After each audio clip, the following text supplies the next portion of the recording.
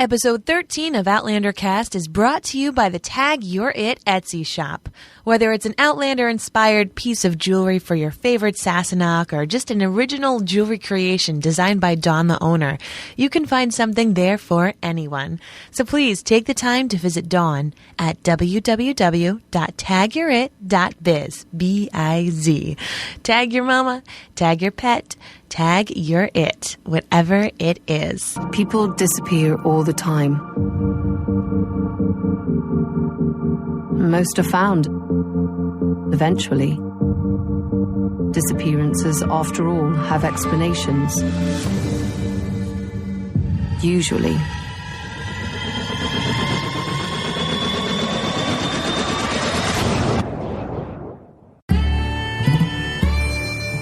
Welcome to Outlander Cast with Mary and Blake. It's a podcast dedicated to the show Outlander on Stars. Sing me a song of a lass that is gone, save of that lass be I. Mary of soul, she sailed on a day over the sea to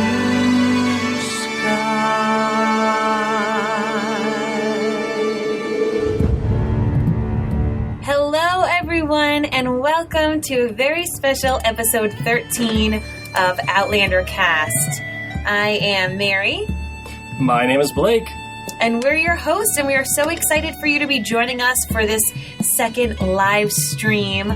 Very excited to have you. And once again, just as a friendly reminder to please visit www.tagyourit.biz. Dawn is our sponsor of today's awesome episode, and we're just so thankful to Dawn.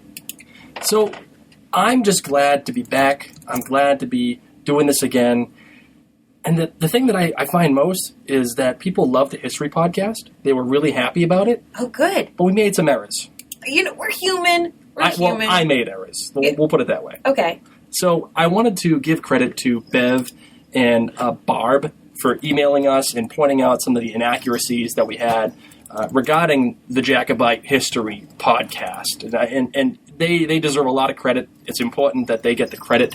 The first thing that they pointed out was that James I, Jimmy, your boy Jimmy, did not get executed by Oliver Cromwell. He didn't get executed by him. The man that was executed by Oliver Cromwell was Charles I. Not Mamma Mia Charles. Not Mamma Mia Charles, but Charles I. All right. Who was, again, a Stuart king that ruled the combined throne, but it wasn't James I, it was Charles I.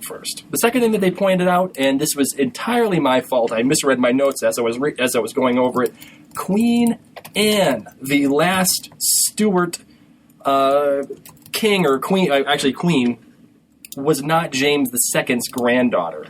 She was actually sister to Mary, which was the daughter of James II. And Mary being William and Mary fame, the people who did the Glorious Revolution. So once William and Mary left their throne, Queen Anne was their sister, and she overtook all of England. Okay. So I said that Queen Anne was the daughter of William and Mary, and I was mistaken. You were wrong, man. I was way wrong. Well, thank you, Bev and Barb, so much for helping us clarify Blake's inaccuracies. I know. Thank you so much, guys. Well, we have a very special announcement for you. Just so you guys know, Blake and I, took a bit of a hiatus off as soon as the season ended because I was super sick. I was like, holy smokes, I'm pregnant. And it was a little crazy. It was hard for us. We missed everyone. But I was like puking and, being a regular good old pregnant woman. And what's crazy is I was like, wow, the last time I was pregnant, I didn't even know I was pregnant. I was eating prosciutto and having wine until, realized I was 3 months pregnant. So this time, however, I knew I was pregnant right away. It was like no doubt whatsoever. I was completely sick. So this baby, I knew right away was going to be a girl. Because we had a boy first, and he gave me no problems in the womb. This one, however, she's been tough. And we just got it confirmed today that we are having a baby girl. So we're very excited to let you guys know. Literally, our parents know, and our Outlander Cast family knows. Because you guys are our family. We'll be telling other people on New Year's Eve, but yay, we're having a girl. Hey, now. This is the best. Yeah. I'm kind of excited about, to have a girl. I think it should be fun. I'm a little worried about it, as a matter of fact. Because now I have to, worry about pageants and ballet dances. If she chooses to do any of that stuff. You know what I mean. I mean, it is what it is, right? I mean, I got all those things to worry about. When I had a boy, I knew exactly what to do. I know guy things. I'm a man. That's what I got going on. But now that I got a girl, I am totally freaking clueless as to what to do. A lot of people in the chat room are asking her if we're going to name her after an Outlander character, particularly Claire. Oh, should we say anything about that? We actually are thinking of Claire as a middle name. That's correct. Yep. That's correct. The first name that we have in mind is in fact TV inspired, but Claire is going to be the middle name. Maybe. Most likely. Yeah, more than likely. We're really leaning towards it right now. And it's not because, we love Claire. It's just because, we do. Well, we do love Claire. Well, yes, I like Claire. I'll say that. I love Claire. And she's cool. I like that. But, it's just a pretty name. It is a beautiful name. So, we actually have been delving into a lot of my Scottish heritage over... God, this past month, my mom did this crazy genealogy thing on my dad's side. So cool. And I already knew that I was a Mackenzie, and I'm also a whole bunch of other things. Chisholm is my other big side of the family, but we found out I was a Fraser as well, and I'm like, God, I feel so cool. I'm totally Outlander, except it's fiction, but not really. This is great. So my mom was looking into all of our Scottish names, and we'll see. We'll see what we come up with. But we just wanted to let you guys in on that fun little secret. We're going to be here having fun with you guys, drinking. I'm drinking Innocent Gun. Mary's not. So I'm drinking Scottish beer. We'll have fun with that. I'm having water and Ben & Jerry's peanut butter cup ice cream. That's my whiskey. Maybe we should take video of this as we're talking. I'll put it up on the Facebook feed. What do you think? Luckily, I'm wearing a bra for this podcast episode. It doesn't always happen, guys. I'm not going to lie. So. Oh my God! I can't believe you just said that. I'm honest with our listeners. Okay, girls get it. Okay, it's past 8:00. That's how you relax. All right. Well, why don't we get into some of the questions that we actually were given? Okay. So what do you say? The first question that we got was from the Ron and Terry show. How and why did we start podcasting? Ooh, this is a great question. I'm going to let you answer this one, darling. So I have been a podcast listener for ages, ages and ages before anyone that I knew about podcasts, and I would find myself driving in a car and laughing with people and thinking that they were my friends. And then I met Blake, and he would come over and see me, and I'd be cleaning my room or studying, and he would come in and he's like, God, why did I hear guys in here? And I'm like, that's because I was listening to a podcast. It's they're my friends. That's who I listen to. Say hi to the Facebook people, by the way. Hi, Facebook people. I'm waving to a video that Blake's taking. And so I was really into podcasting. And then Blake and I, of course, were pregnant. And we then had Reese. And we realized we didn't get to get out much. So we decided to start our parenting podcast called Parent Cast. And then we just really got hooked on podcasting. We started a podcast about The Leftovers show on HBO. Which is great. Go listen to it. But it's totally different. It's like a Debbie Downer show, so don't watch it if you're not too happy. But it really is a cool show. And then Outlander, of course, is coming in, and I was like, we got to do a podcast about Outlander. And it's going to be great because you haven't read them. It's going to be so awesome to have this angle. And that's how we got into podcasting, was just my love of podcasts. And I actually was so happy to meet one of a podcast hosts that I really liked. I used to listen to Harry Potter podcasts. In case you guys didn't guess that I listened to Harry Potter podcasts, since I'm such a huge fan. And I listened to a Game of Thrones podcast. So one of the hosts there, I had a podcast crush on, and I met him in real life. And I think he was freaked out. Way freaked Because I out. walked up to him and I was like, "Hi, I love what you do. You're such a great podcaster." And he was like, "Oh my God, who is this Amazon freckled girl? And why does she know what I look like when I'm an audio podcaster?" And why is she wearing a Lion Gryffindor hat? Yeah, it was at a Quidditch tournament. the Quidditch World Cup in New York. And I totally freaked him out. So I apologize. I apologize to that gentleman. He knows who he is. Yeah. We won't embarrass you any further, dude. No, I'm sorry. I'm sorry that I thought you were a great podcaster. So that was the answer to how we got it started podcasting. I actually really I was really nervous to start podcasting. I thought I was going to suck, and maybe I do suck, but I really enjoy it. And I get a chance to interact with you, my wife, and it's something for us to do that's important. That's something other than just kid-related. You know, and I think it's really a lot of fun to interact with you guys and come up with stupid ideas like this, like live casting and This isn't a stupid idea. I love it. Well, you know what I mean. It just it's fun to do that. You know, and I think that's a lot of fun. So that's me. That's why I love podcasting, and that's why I went along with it. They're saying you don't suck, Blake. Oh, thank you guys. Mary is actually watching over the chat room for us right now, and so if you're interacting with Tall Mall Media, that is in fact Mary. Blake can't do two things at once. No, I can't. I got way too many things. All right. So another question that came in was, who is your favorite Beatle? Oh, Paul McCartney. Solid. Totally Paul McCartney. I love him. I love how he carries himself. A lot of people say John Lennon, and John Lennon was cool, but I feel like everybody says John Lennon. That's like the poser answer. Okay. And I love all of Paul's songs. I love the way that he screams too in a Beatles song, like Helter Skelter. Okay. Totally great stuff. What do you got, kid? George. Oh, really? How come? Because I think he was the most musically, instrumentally talented. So, and I'm an instrumentalist by trade. I would have thought Paul, except I hate his gosh darn Christmas song. Oh, I know that song. It's my least favorite Christmas song, and when it comes on the radio this time of year, I was like, I can't handle this song. So, he was really close, but that Christmas song pushed me over the edge. But we can all agree that Ringo sucks. No, I like Ringo. Do you really? Yes. How come? Good, because he's the epitome of cool. Epitome? Is that a real word? What am I trying to say? You just said epitome. Whatever. I don't know real words. Epitome. Oh, epitome. Is epitome something for dead people? That's an epitaph. Listen, I am drunk on peanut butter cup ice cream, guys. I don't even know what I'm saying right now. I'm the one that's actually drinking. Kids, don't drink at home, by the way. That's what happens to you. Oh, God. You say epitome. Yeah. Just so you all know, I literally was like a television host for a year until I had the baby, and live hardcore CBS TV show on our local stations, and I made up words like every other day, and Blake would catch it, and he's like, why does no one realize that you don't even know what you're saying? I'm like, because I say with confidence, Blake.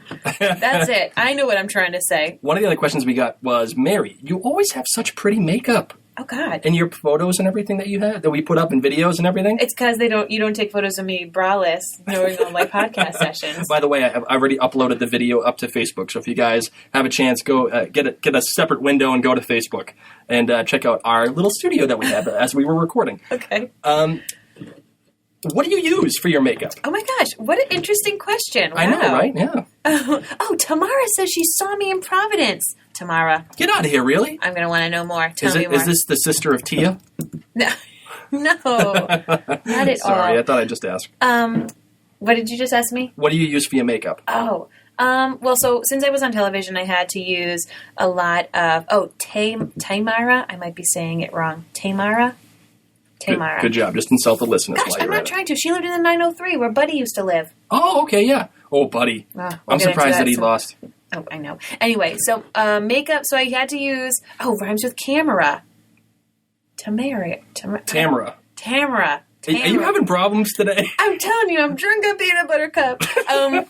Okay, so the makeup. So yeah, I had to get into makeup because I was on air and I had to wear a lot of HD makeup. So I use a lot of the Makeup Forever line, which is like even waterproof, and I use a lot of Smashbox. But my regular day to day is actually just Neutrogena, the stuff you can buy at CVS because it's cheap. Blake hates when I go to Sephora or Ulta. Because it's always at least a $300 expense. It's pretty expensive because I not only like put on the makeup, but I get the finishing spray, which is pretty much hairspray for your face. Okay, guys? That's a quick trick. If you ever say you have like 3 major events a year, New Year's or a wedding or something, and you want your makeup to stay on. You always say, God, why at the end of the wedding do I just look like I rolled out of bed? Why don't I have my makeup on? Actually spray yourself with hairspray. Makes it stay. Are you serious? You actually do you use like the I don't aerosol? Because I did it every day. Yep. Yeah, you'd want to have, so it's a really, really fine mist. You don't want anything with like, aerosol would be best. But they do have finishing sprays that you can buy, but they're pretty expensive. So unless you're doing it every day, just do hairspray. That's a fun little trick. So. Dope. So we got here another question. Whiskey or vodka? Whiskey. Always whiskey. Oh my God. Vodka just makes me think of college. I had this really terrible experience drinking punch out of someone's tub because they made that much punch that they put it in someone's tub and it was red. And towards the end of the night, we said it was eating away at the tub. So I got really nervous, like, what kind of vodka is this? So ever since then, because of the tub vodka drink, I've stuck with whiskey. Me too. I feel like it's rubbing alcohol. That's all I can smell. That's all I can drink. That's all I can taste when it's vodka. Yeah. It's disgusting. Yeah. And I had like a bad experience too in college, like sophomore year. You didn't drink it out of a tub though, I assume. Did not drink it out. Obviously, I'm classy. I'm poor. Okay? I'm a musician. We don't get to buy like fancy punch bowls when you're a musician. You suffer for your craft. I needed to buy saxophone reeds. So one of the other questions we got here too was, is my accent a farce? Oh. Why does it fade in and out? Oh. And my accent is not a farce, by the way. It is not. It is 100% authentic. It is real. It fades in and out because when I want to sound smart, I let go of the accent. Yeah. But when I get real comfortable with people, and if I start drinking or whatever, then it really comes out wicked heavy. And but so if I fade in and out, it's because I'm trying to sound intelligent, or I'm trying to make a point, and for whatever reason, my brain just makes me stop with the accent. I don't know why. It's crazy talk. Well, and Blake's from Massachusetts too, so his family. Where's your family from? My girl Peggy, she's from that town, Newton. So that's a Newton shout out for you, Peggy. If you guys have ever watched The Fighter, yes, The Fighter, or the newer movie with Sandra Bullock and Melissa McCarthy, The Heat. Yep. McCartney. Melissa McCarthy. Yeah. The Heat, they take place kind of where Blake's family was. And whenever I listen to those movies, which neither of them depict people from South Boston in a positive light, but I'm like, God, Blake, I feel like we're at your aunt's house. This is exactly what everyone sounds like, what they talk about. It's absolutely hysterical. So it's sad but true. Yeah, so his accent, and what's tough is that I really tried to get rid of my accent. I had a Rhode Island accent, and I really tried to work on it, and then I married Blake, so he sometimes brings it out in me. I have a really weird mix of accents that happen to me at times, because my brain is just like, wait a second, I thought you were fighting this urge, and then I married Blake. So, one of the other questions we have here is, Mary, why do you love Harry Potter so much?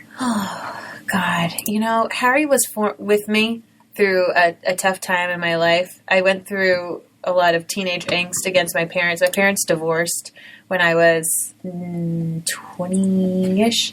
I got into Harry Potter when I was 18. So my parents were like fighting a lot, but it was about me, because that's what happens. They don't see the relationship as a problem between them. They're like, oh, must be Mary. God, she's so bad with her great grades, and she plays her saxophone. She's such a nerd. What's wrong with her? So I went away to college, and I had a real tough time with my family.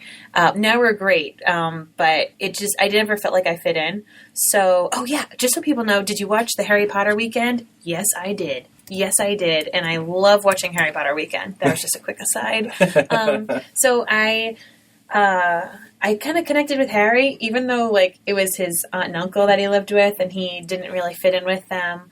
I just connected with them because I felt like, oh, maybe when I go to school, maybe I'll fit in there. Maybe I'll get my letter. Yeah, and I just felt like I fit in with my college friends a lot better, and so I don't know, I connected with this little boy wizard, and it was great to see him get stronger as I became more confident. So that's my story. I know it's like a very personal Harry Potter story, but that's it. So tell me a little bit. How did you come up with Claire's voice? Claire's voice. Claire's voice is basically my standard default voice for every woman on the planet. I don't know why it's like that. It just went like that. And what I did was I just added an English accent to it. A very bad, pathetic English accent. Oh my goodness. Well, now I'm asking everyone how they feel about your Claire voice, because I know that we get mixed reviews on it. Some people love it. Some people hate it, Blake. A lot of people love it. A lot of people hate it. I just do the best that I can. And, it's good that some people hate it, too. Because, hey, it's okay. It's fine. No problem if you hate it. Yeah. That's the way that I like it. I'm a contrarian. I've already said this. Everybody already knows that. The good thing is that he does not do the Claire voice for me when he tries to mimic me. Very rarely do I do that. Mm-hmm. And so I'm thankful for that. People are asking for a sample of this Claire voice right now. I need something to talk about. That's the thing. Okay. Well, how about you talk about playing with I'm just gonna go and get some relish and get Sassenach wasted all the time. It's so good. Oh, Dougal, you're such a ham. Oh, Jamie. Teddy wants to know if you can say, "You can kiss my English ass." You can kiss my English ass. Very nice, Blake. You like that, Very right? nice. That's my People girl. are saying you have to say arse. Arse. Oh, well, that'd be different. Yeah. People saying it's awesome. Oh, thank Cracking up. Good job, Blake. Fair work, my friend. Other people, I don't know who asked this question, but they wanted to know your favorite movie of the year, since you're a big movie watcher. Oh my God, I've gone back and forth with this because it's so hard for me to pick a favorite movie of the year. It really is. So many good ones have come out this year, although all the really good ones are coming out next year. You're going to have the new Star Wars coming out. You're going to have the new Jurassic Park movie coming out real soon in 2015. But ultimately, I think I'm going to have to say my favorite movie of the year was Interstellar. Oh, which I haven't seen. No, you haven't seen that quite yet. I didn't get out that day. I was on baby duty. No, Interstellar was a great movie. I really enjoyed it. A lot of people didn't like it because it was like almost a little too meta for them. It reminded them of 2001: A Space Odyssey. Mm-hmm. And some people love that movie, 2001. Some people really, really hate it. And I guess you kind of have to be a sci-fi nerd to really enjoy it. And that's, I think, the way that Interstellar was. It was kind of a dumbed-down version of that. And I loved it. And I totally love this Matthew McConaughey resurgence after True Detective and Mud and Interstellar. And I'm done with him. I'm done with him like I'm done with Tom Cruise. Are you really? Yes. Oh, man. How dare you say that? Oh, man. Well, I didn't get to go out to the movies that much. As I said, I've been on baby duty a lot of the time, and then I was sick for the other half of the year. But Sherry says that it was actually a pretty bad year for movies, so maybe I didn't miss out. No, you didn't. There was some really good. We just watched This Is the End with Seth Rogen and James Franco, and I thought that was the funniest movie I've seen in a really, really long time. It was funny. It was awesome. It was awesomely funny. I couldn't get enough of that. But if you like that kind of it is very perverse humor. Yeah, very, very How about you? perverse. What do you think is your favorite movie? I don't really even know. That's the problem. I've watched a lot of movies on demand. Dolphin Tale 2? Almost. If I watched it, I probably would have. Blake and I have a fun story about Dolphin Tale. So we had a fight years ago. It was about something stupid. I don't even remember what it was. Exactly. That's why it's like we don't remember. But I was being very dramatic, and I was like, I'm leaving. And I left. And I went to go watch Dolphin Tale in a movie theater all by myself because I thought, a movie about a dolphin will make me feel better. And it did. It was fantastic. It was a great time out. And so now that Dolphin 2 came out, I was like, Blake, if we ever have a fight again, I'll just go watch Dolphin 2 and it'll be great. So, yeah. Okay, so Kelly Atkins Leach wants to know, what do you feel like was the weakest point of Outlander so far? Because you haven't read the books, Blake. So what do you feel like was the weakest point of the series so far? The whole Rent situation. I felt that Rent, that episode, was really, really subpar. It didn't do anything for me. All it did was just give them something to do. Now, we all know my love of Black Jack Randall, the character, and what he does for the show. It's important to have that kind of character. You need that kind of villain to make your show legitimate, viable. You need something to root against. Even if you love to hate him, the most important thing is that you have someone that you love to hate. In Rent, there was no one that you love to hate. You're supposed to like Dougal, and Dougal, for that episode, is the bad guy, kind of. I don't know. I mean, I think that was the history episode. That was the one that was like, the history episode. Hey, this is all the really important stuff you need to know, and we didn't want to bore you in episode 1 with all of this stuff. So now you get to see what life is like on the road, and also get to know what all of these people are feeling. Mm-hmm. So I don't know. I just felt that was the weakest part of it all.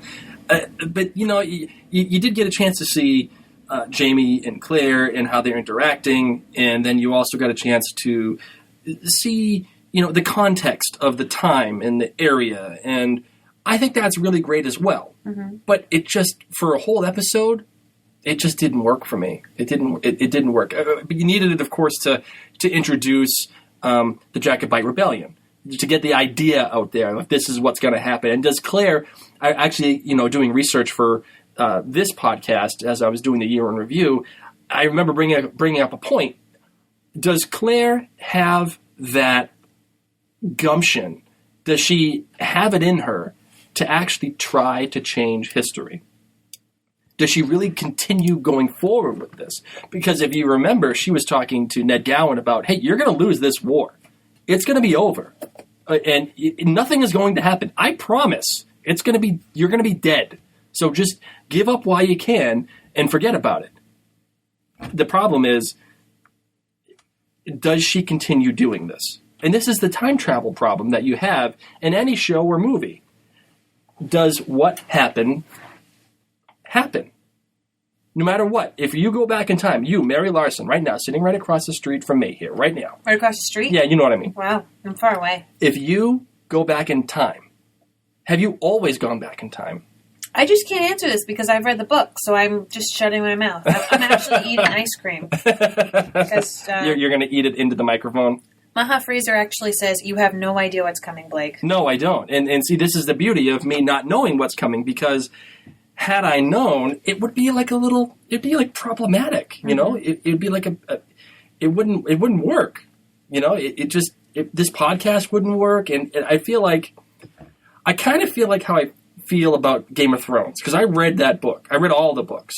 And I kind of hate knowing what's coming in that show. Okay. Even though I enjoy it. I enjoy watching it, and they do change some things, like how they're changing things in Outlander, I suppose.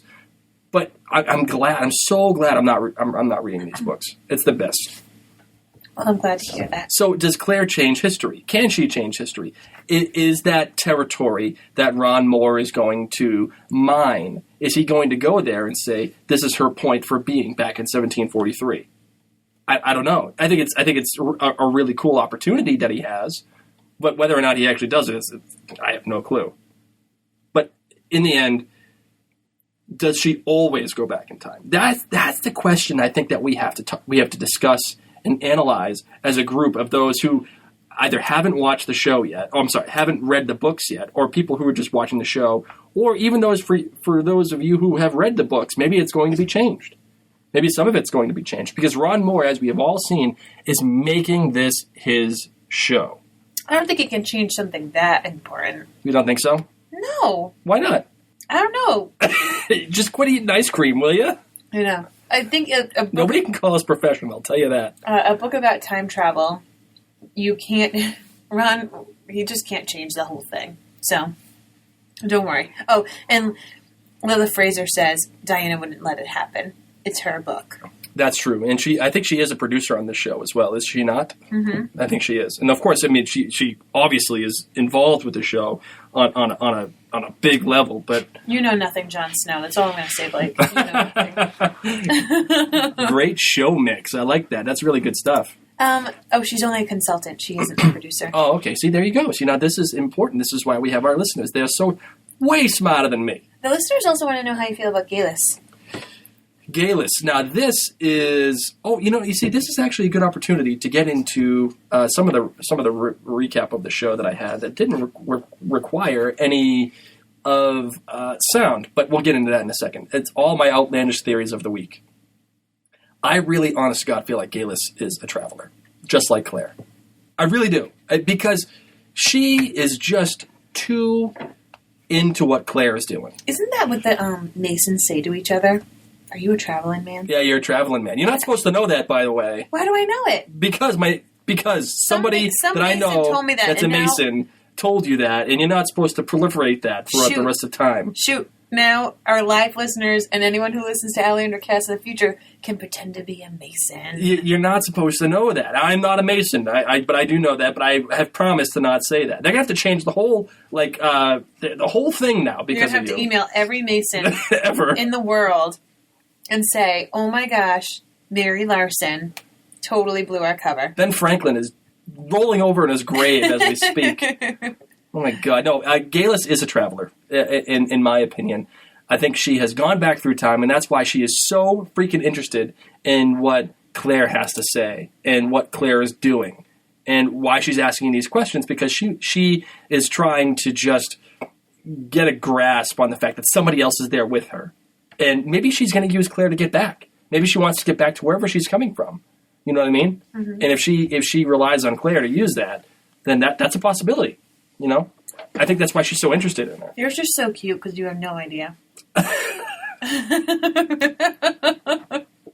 right, hey, why don't we take this time to go over all my outlandish theories? I would love to. So for those of you who don't fully understand, Blake, at the end of each episode, would make an outlandish theory. So, of course, since he hasn't read the books, he makes theories every episode, and we're trying to see which of those theories have or have not come true.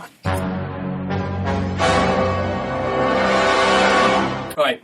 And actually, I'm going in order of all the theories that I made. And I'm going to read them, and I'm going to rely on you and the listeners to tell me right or wrong. Okay. Okay, ready? Number 1, Jamie is the ghost at the beginning of the season. Nothing has been confirmed in the TV show so far. But no. But in the end, in the final episode, you see... I can't do any spoilers. But at the end of the season, right, at the finale, the mid-season finale, mm-hmm. you saw the drawing at the police department. Okay. And it was Jamie's face. Okay. So are we going to say that this is a... I'll tell you this. We don't even know. Okay. We don't even know. Not determined, but... Actually... It's not determined, but pointing in Jamie's direction. Very far in the very, very far book future, you may know. But okay. I'm just saying, you're not going to know this season. All right, number 2. Hamish is actually Dougal's kid. I'm going to say indetermined. Okay. Number 3. Jamie isn't... Do you want me to actually be answering? No. I don't want you to answer. I just want you to... I want you to just tell me maybe, yes, or no. People are saying bingo, which isn't one of your answers, so I'm going to just say bingo. Okay. Number 3, Jamie isn't as wholesome as we thought he is, and that they need to leave Castle Leoch. Ultimately, they end up leaving Castle Leoch, so ding, ding, ding, that one's right. And Jamie definitely ain't as wholesome as he says he is, or as we think that he is. Well, I will say you are wrong.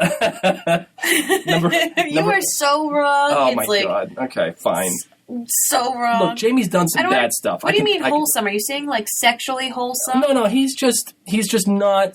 He's not innocent. He's done some stuff. No. Bad stuff has happened with Jamie. No. Okay. No. Number 4. What kind of bad stuff are you thinking? Everyone's very upset. They're like, "What do you mean wholesome?" Wholesome. Jamie may have killed a guy. That's what he's accused of. Remember, and he's saying... Yeah, but I'm saying maybe he actually did. Or maybe Jamie isn't so nice as we all are led to believe. Well, I think in that time period, like, not everyone is a saint, but I think Jamie is... In that time period, if we had to be like, hey, is he a wholesome fella compared to what's going on? Yeah, I'd say he's wholesome. All right, number 4. Galus is an ancestor to all the druids who were dancing in the pilot. Ancestor to all of them? Well, not all of them. How many kids do you think she had? Gosh, I'm only going to have a second one, and I'm like, done. Done. And who wants to bang the guy that farts all the time, right? Because you know that she's probably got an ancestor. She is an ancestor to at least one of them, right? All I can think about is that's how you refer to her husband, is the guy that farts all the time. The farting guy. Oh my gosh.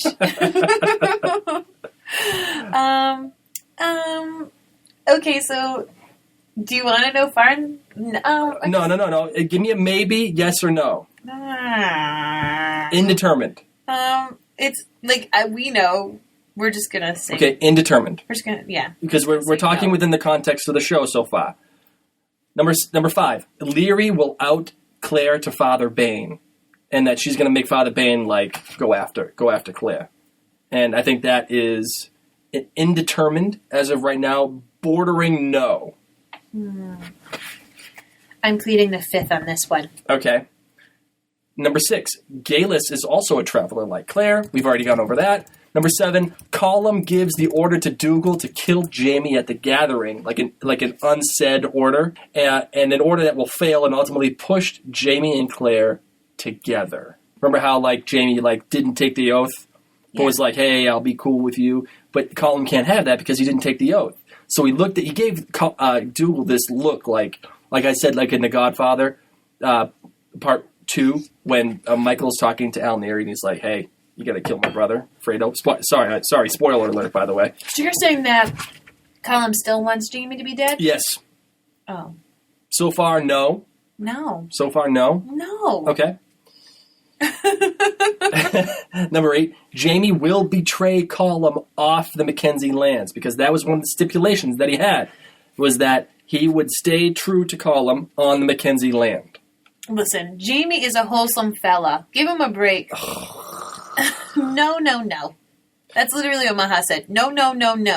Number 13, Claire says that she is not with the Scots on her own free will, and that she'll eventually be given an opportunity to go back to Frank, and she'll choose not to do so she can change history. Wait, who's going to give her an opportunity to go back to Frank? She'll be given an opportunity. She'll see the rocks, and she'll be like, "Oh, no, I'm not going because I want to change history."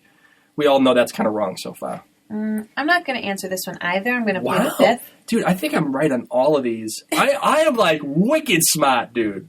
My boy's wicked smart. People are actually wondering if you're secretly reading the books. I'm not. This is just me. I need to go check your bathroom reading basket. Because I only read in the bathroom.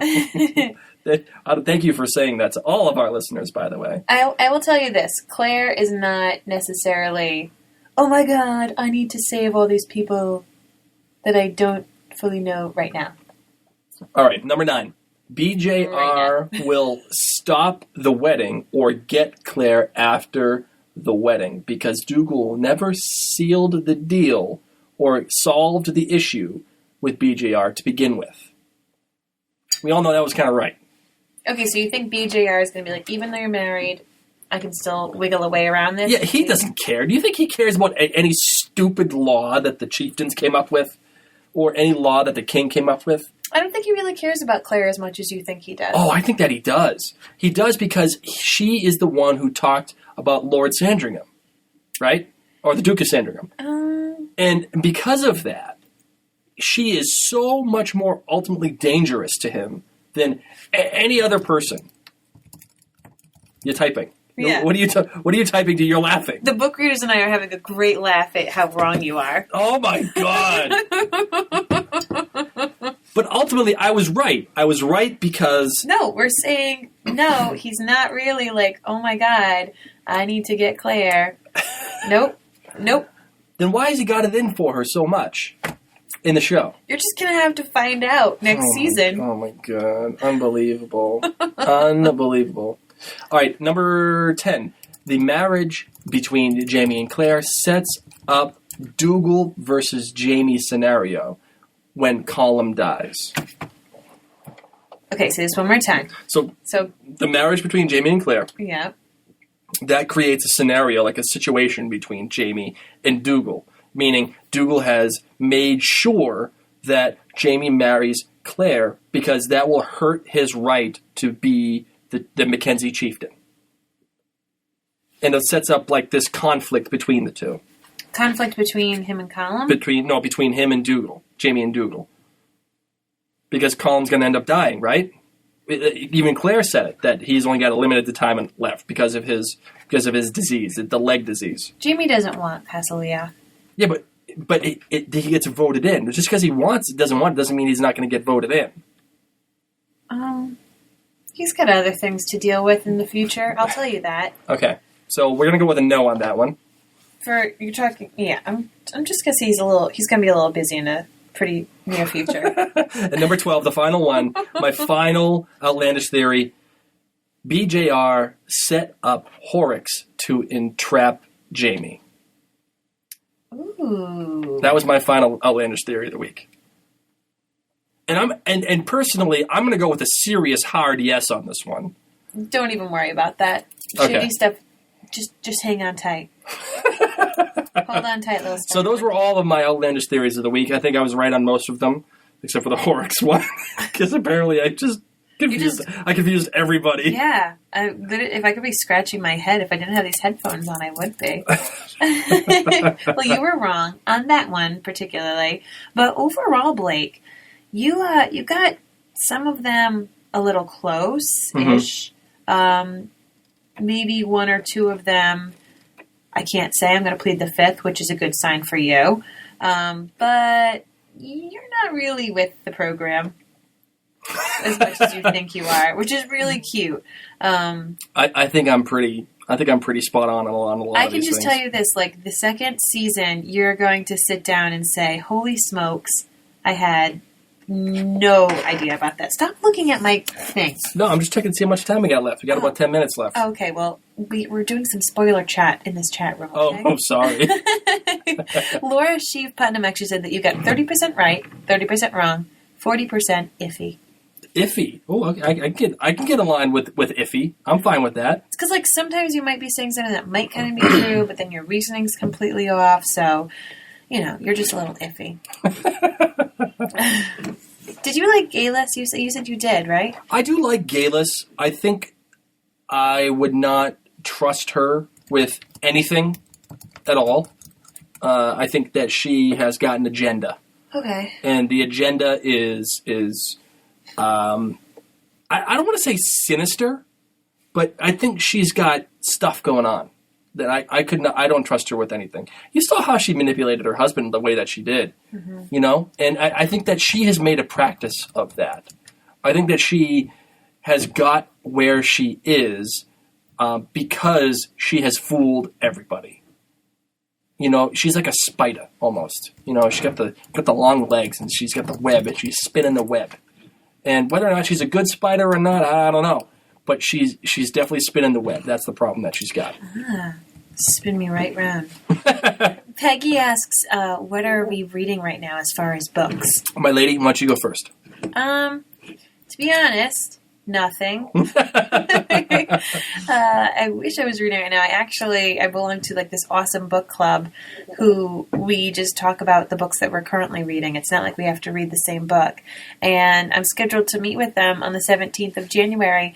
And I'm like, God, I really hope I find time and energy to read because I have been so bloody tired this entire pregnancy that I've been going to bed as soon as I can. So yeah. I'm hoping that I can get in some reading soon. And often I do audio reading, but I haven't been able to because I've been listening to Christmas songs. So this whole Christmas season, I haven't been reading. Santa, I know him. That's who I am. Mary, if you guys don't know, she loves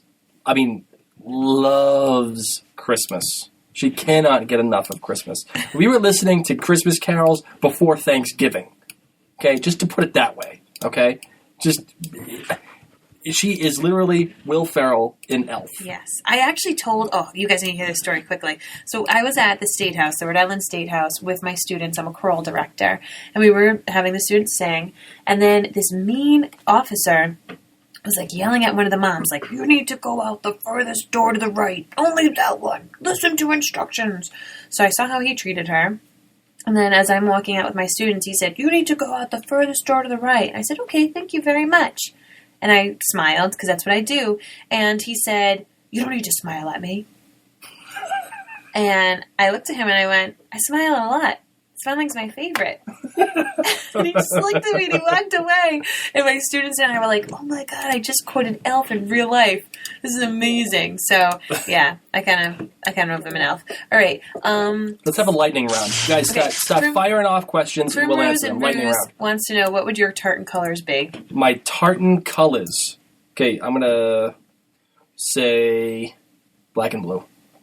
Oh, you're like a bruise. Yeah, a bruise. I really like black and blue, the color. How about you? What do you got? If I could just make a tartan colors up in my magical dream world, it would just be all shades of teal. It would be so beautiful. I love teal so much.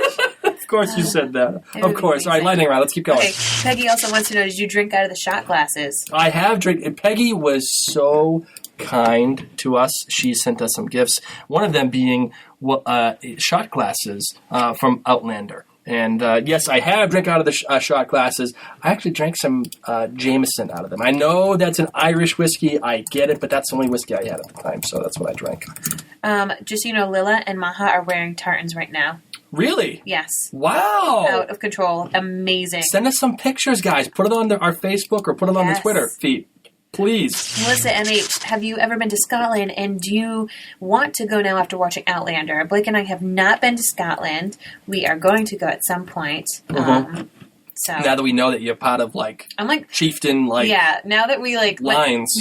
Straight up. You your ancestors lived in Castle Leoch. Yeah, I'm really hardcore Mackenzie, and a lot of them were the clan chiefs of Castle Leoch. So my mom told me this, and I was like, oh my mom doesn't read or watch Outlander. And I was like, Mom, do you understand how amazing this is? So she wasn't really understanding. I really want to go to Scotland, by the way. I really want to go to Ireland because I have Irish roots, and I think it'd be fun. We wanted to go on our honeymoon back in 2010. Mary was like, hey, let's go to Ireland and let's just stay in B&Bs and go to pubs with our family's name on it and everything. And I was way too much of a wussy to do that. Yeah. But I think I've come to the realization that's what I kind of want to do. I really want to go to Ireland. I think that'd be fun. Melissa MH wants to get a tour group together. Yes, please. I just have to wait until I give birth. I'm a little nervous about this baby. Okay, so why are men so skeptical of Jamie? Women have no problem believing he's a great guy. Because Jamie is every man's worst nightmare. Mm-hmm. Jamie is the guy that I'm telling you. And somebody made, I think it was Krisha. She brought up this point. Maybe it was Krisha. She said that Frank is the everyman. He is the one who's married. He's the one who wants to have the family with Claire. And that's why married guys, such as myself, feel for Frank. Because we can relate to him. Jamie, however, is like the dude with the perfect body, and he's got the perfect mentality, and he always says the right thing at the exact right time, and he's just perfect. And he's great in the sack. You cannot live up to that. You can't do it. It's impossible.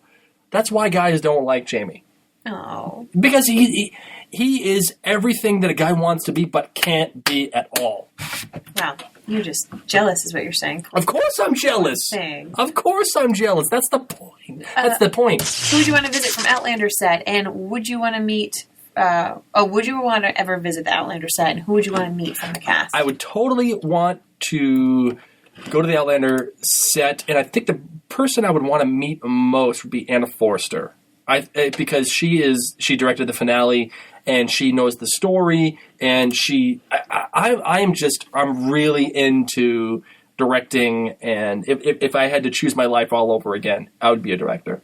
And I would want to know the ins and outs of every little thing. Yeah. I think my close second would be Angus. I would want to sit down and have a beer with Angus. I think he'd be fun to meet with. Especially with the no teeth thing. No teeth, no problem. Yeah. Hashtag.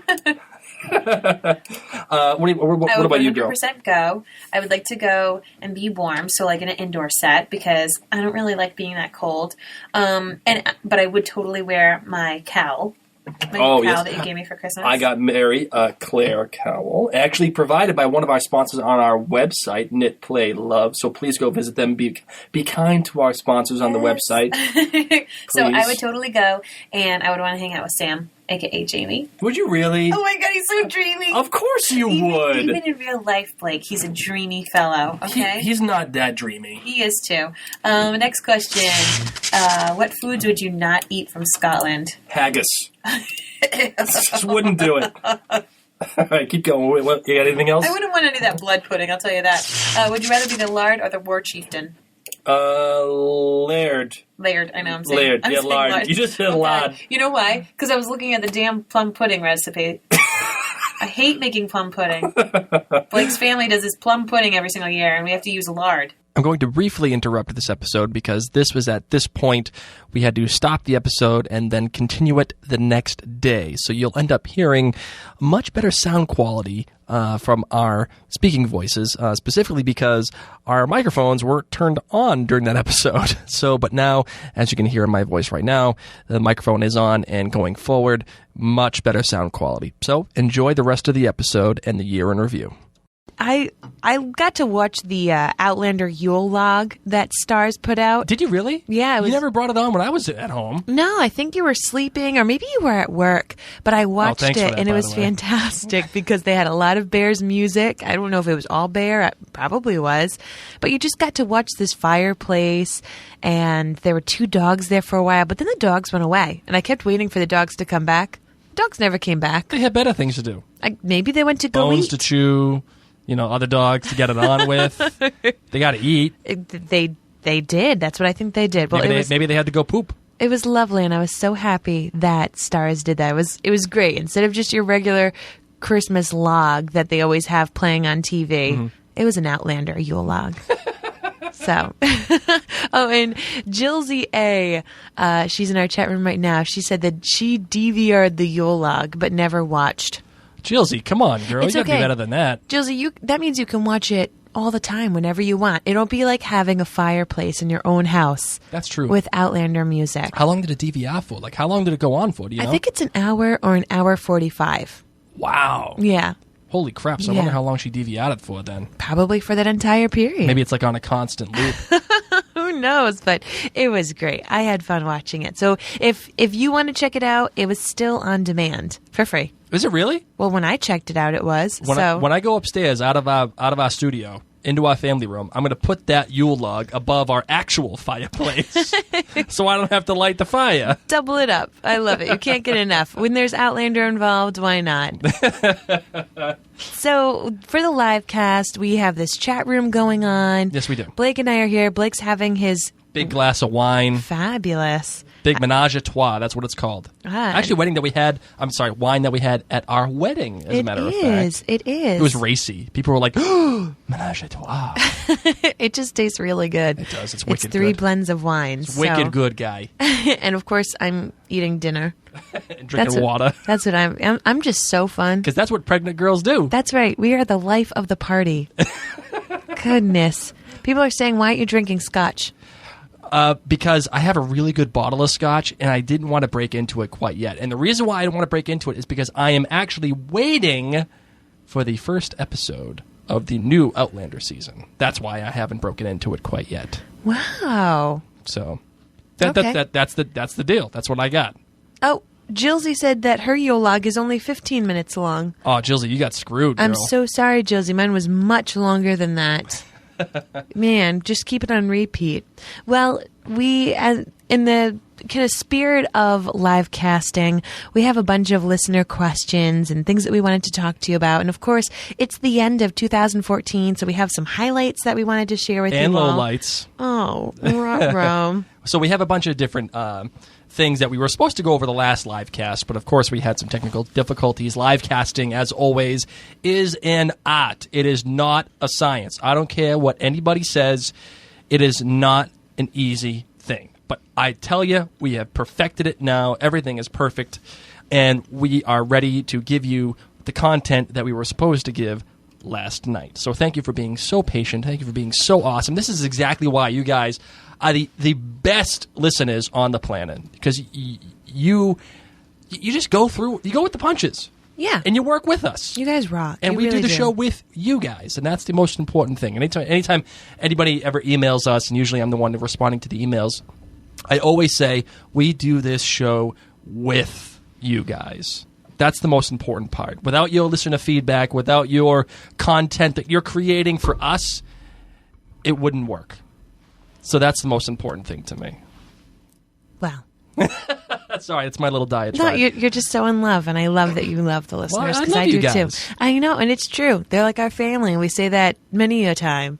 And, it's a holiday season. This Unless, is who unless they're calling you a yapping dog and they're calling me annoying, then I got a problem with you, bro. Oh, no.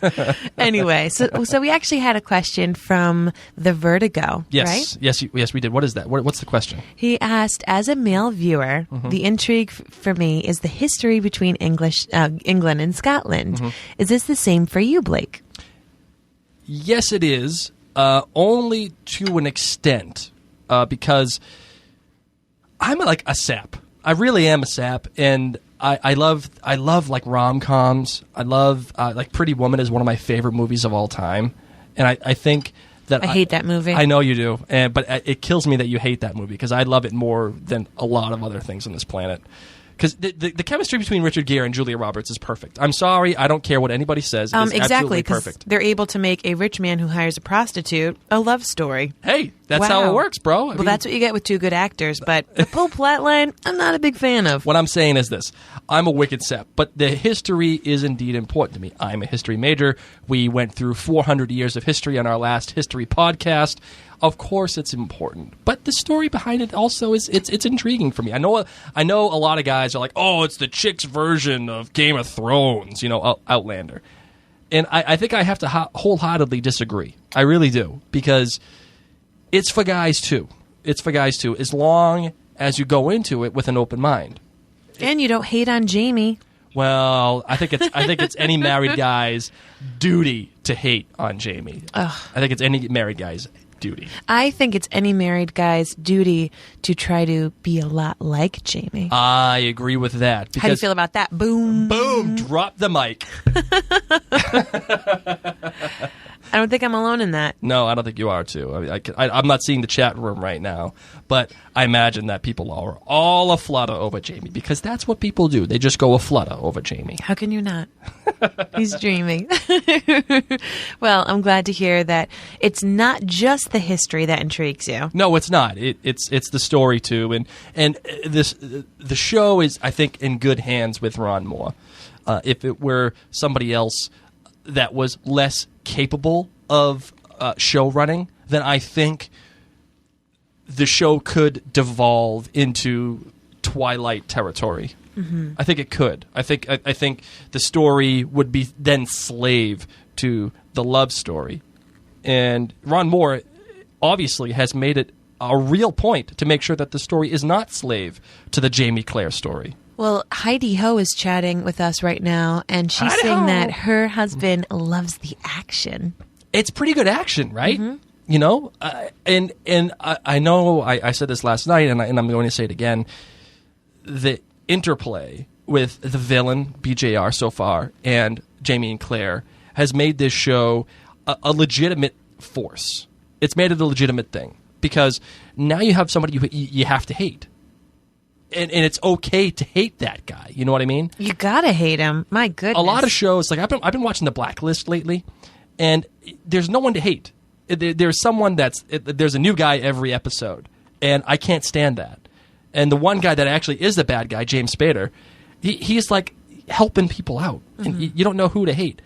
And that's why, like, Breaking Bad was so good, because you knew Walter White, spoiler alert, was a bad dude. And even though you kind of rooted for him, you knew he was someone that you really shouldn't be, but you couldn't help but root for him. And that's why Breaking Bad was so good. By the way, watching Breaking Bad, the marathon on AMC, all weekend, has been like the light of my life. Oh, I'm glad. I can't get enough of it. People, speaking about shows that you just can't get enough of, Peggy Suarez wants to know, why do you think people compare Outlander to Game of Thrones so much? You just said that a lot of people say it's a girl's version of Game of Thrones. Well, I think it's because it's on a premium cable channel, obviously. That's the first and most obvious comparison. The second and most obvious comparison, it's that it has the same kind of feel. You know, it's the big sweeping shots. It's, Game of Thrones is shot in Ireland, and it has that same kind of look. It has that same grit. It has that same feel. Because of that, it's almost meant to be Game of Thrones competition. It has the swords and in the Scottish accents and English accents and fighting and villains, and it has all of that.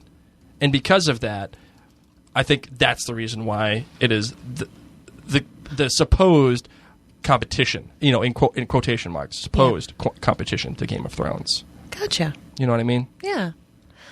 Cindy Varner asked us, do you think that Outlander will stick around and make all books into the TV series? She's saying that she'll die if they don't. Well, what do you think? I think that Starz has had such amazing success this first season.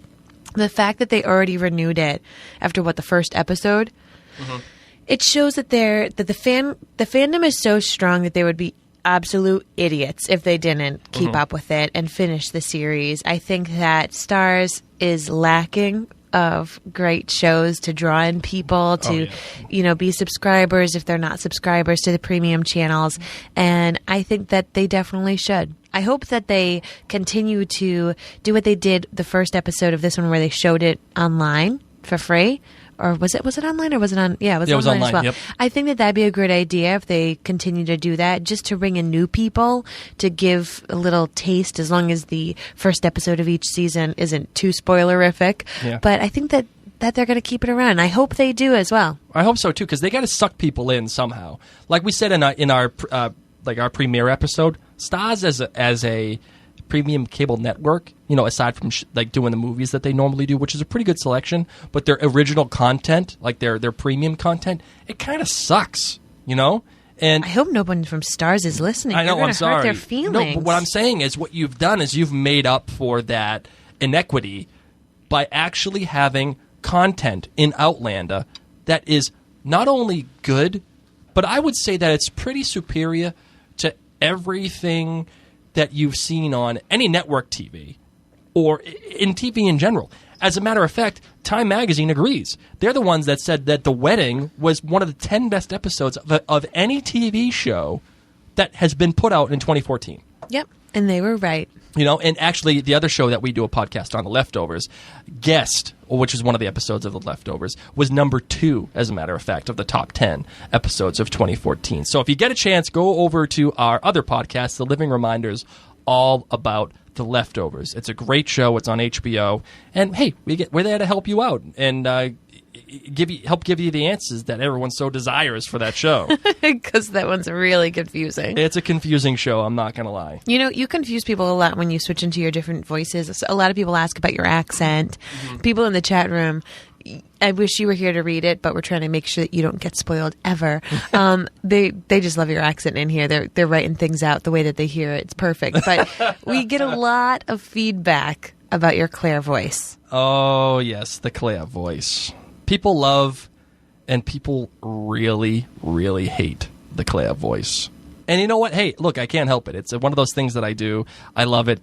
And it gives some little fun to the show. You kind of came up with it out of nowhere. Out of nowhere, It's right? not like you used to impersonate a British woman before. No. It, like I said last night, it's pretty much my default voice for any woman on the planet, just added with an accent, except for my beautiful wife, of course. I don't have a voice for my wife, or at least that's what she thinks. I hope not. But what we did and what I tried to do yesterday was we put up a compilation of every single Claire voice that I did over the first season of Outlander Cast. So if you love the Claire voice, you're going to love this. And if you hate the Claire voice, well then, you're just going to have to bear with it for a couple of minutes. So, here it is. That was awesome. And how she's like, don't you dare do that. You'll break his arm. You like my little girl British accent? Yeah, you're a pretty good Don't player. you dare! You know? I'm surprised you weren't hired to do the audiobooks. Wow. Why do you think I'm an English spy? You know, and I deserve an answer. yeah, she's like You like my British girl accent again? Yeah. I'm gonna do that at least once a podcast, by the way. Okay. Oh, you think that your brother No, hold on. Oh, you think that your brother told you? Like, he literally says, I'm in charge. Claire's like, oh, yeah. Oh, go over there and just bang her. You know, like, that's basically what she was saying. Don't look, but she's taking an interest in you. Let's play the stick game. You don't copy my Claire voice. I'm not as. Don't you dare copy my Claire voice. Ew, the other thing, I didn't like that her horse's name was Brimstone. Oh, yeah, and she's like, oh, yeah, that seems very, like, dire. That seems very dire. You know, he asks, you know, was he inappropriate with you? And she's like, oh, yeah. Oh, yes, Dougal was a little forward with me. It's the peace song. I know what you're doing. The more mercy you show today, the more you collect for yourself tonight. You're drunk and you smell like piss. And she's like, that's the pot calling the kettle black. She's like, go downwind. You know? I would have said the same thing. Who knows what they had for lunch? Go at least 50 yards away and downwind. She was such a queen. That was the Claire voice. Oh my gosh, so epic. For all of 2014 so far. Mars Lady 15 said, you don't sound like Claire at all. Mars Lady, that may or may not be the point. And Tarim 3469 said it's like Brit Boss. A Brit Boss accent. I like that. That should be your new hashtag. Brit Boss? Yeah. Hashtag Brit Boss. Oh my god. You know, I had a lot of fun doing the Claire voice.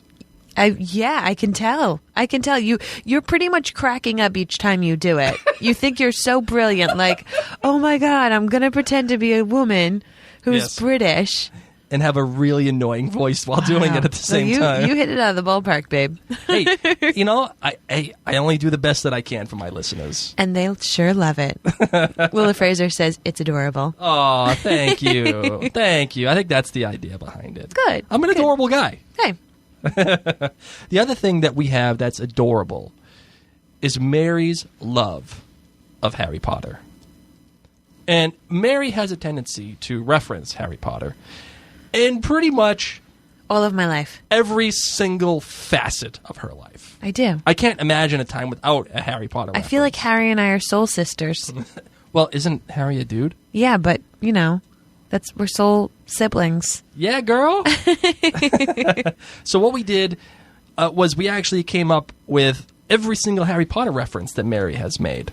So some of them are very, very, very, very, very obscure and very, very funny. But just for your listening pleasure, we're going to play every single reference that Mary has ever made for Outlander Cast. Claire actually says, oh, these people called me a Sassenach. It made me feel like Hermione when she said, they called me a mudblood. Like, it's not really a good term. It's not like someone's calling you something really friendly. All right, time out. Just for those of you who have not listened to us yet, on our other podcasts, Mary has an unhealthy obsession with Harry Potter. This is like sex ed 101, Do you know guys. what he called her at that point? No. He called her Sassenach. Ooh. Oh, yeah, she gave a little sigh. And then like there, like Sassenach used to be like a bad word, but when he said it, it was kind of like she was like, oh, I kind of like that. That is no longer mudblood. It starts off with the Hogwarts Express picking up Claire on platform 9 3/4. That's right.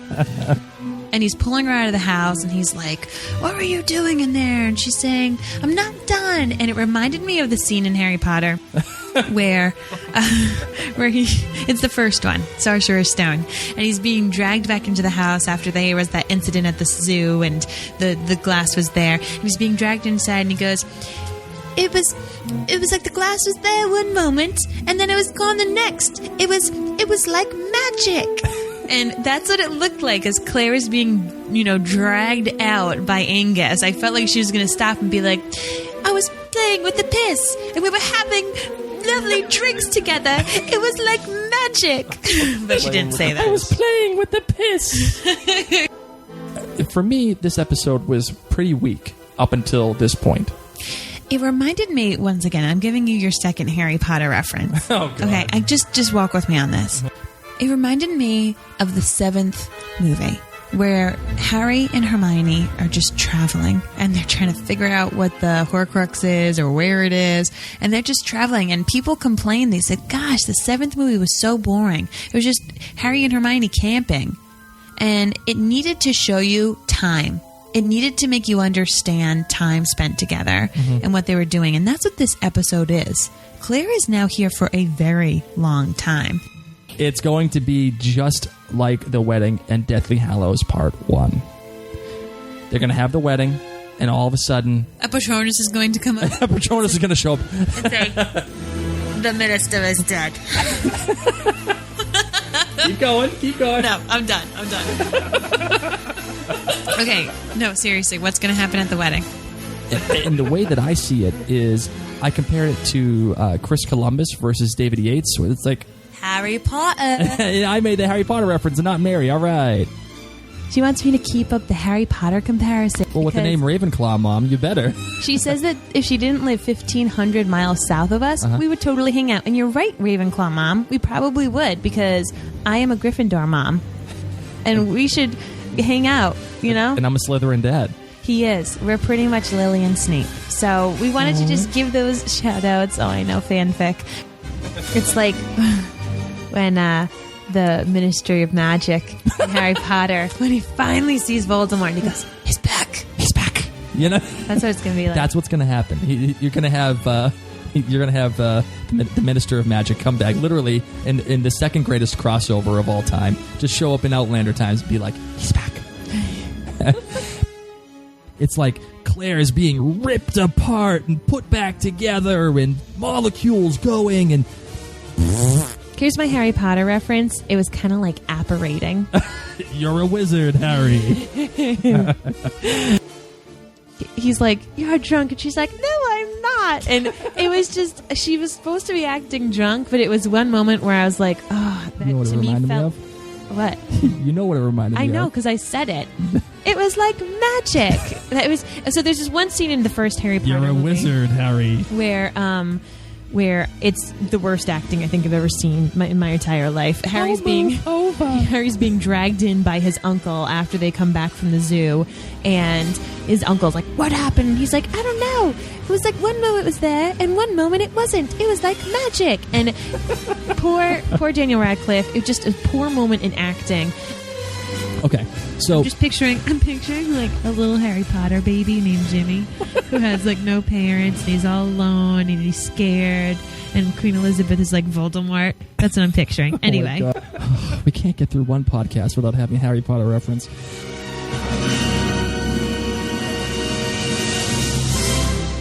You're a wizard, Harry. Oh, I just love that music. Isn't it great? It is. Doesn't it just make you feel all warm and fuzzy inside? Makes me feel magical. And everyone inside our live chat right now is saying how we need to head on over to Universal Studios and head on over to see Hogwarts. And I keep saying every time I try, Blake knocks me up. And I can't go anymore. Peggy actually said you need to keep your fly zipped. So that way I can go. Oh, okay. So we don't have any more pregnancies. Peggy, that a girl. Listen, the wedding episode got me all excited. What do you want me to tell you? I couldn't help it. My goodness. Well, one day I'll get there, guys. It may be like my retirement party, but one day I'll get there. You know, we had a lot of different things happen over the course of the over the show, and one of the things that we all have come to understand is that Mary and I are quite different. We are quite the different duo. I'm a nerd, but Mary is like the perfect nerd. You know, she's always done everything just so. And none of this has been made more evident in Mary's love of Dunkaroos. When I'm at college, you don't get to tell me what to do. Yeah, exactly. And that's pretty much what Jamie said. I wonder if he potties as much as you potty in college. I didn't party that much in college. I was an RA.